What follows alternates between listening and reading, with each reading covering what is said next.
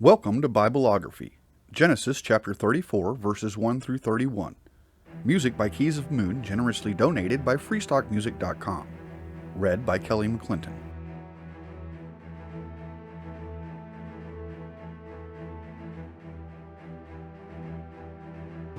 Now Dinah, the daughter Leah had borne to Jacob, went out to visit the women of the land. When Shechem, son of Hamor the Hivite, the ruler of that area, saw her, he took her and raped her. His heart was drawn to Dinah, daughter of Jacob. He loved the young woman and spoke tenderly to her. And Shechem said to his father Hamor, "Get me this girl as my wife."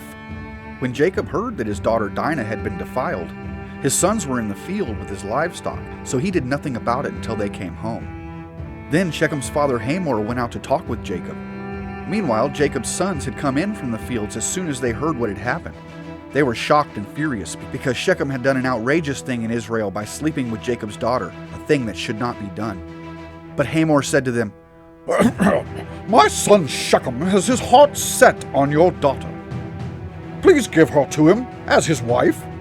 Intermarry with us. Give us your daughters and take our daughters for yourselves.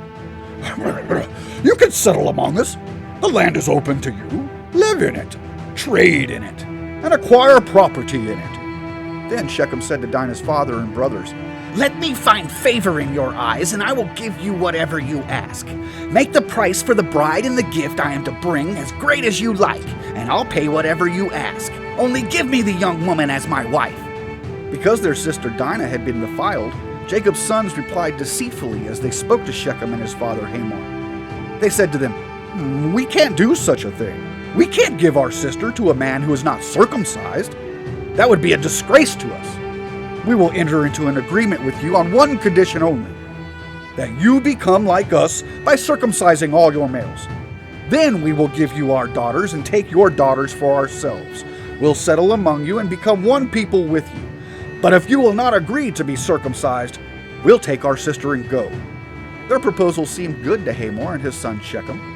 The young man, who was the most honored of all his father's family, lost no time in doing what they said, because he was delighted with Jacob's daughter. So Hamor and his son Shechem went to the gate of their city to speak to the men of their city. "These men are friendly toward us," they said. "Let them live in our land and trade in it. The land has plenty of room for them. We can marry their daughters and they can marry ours.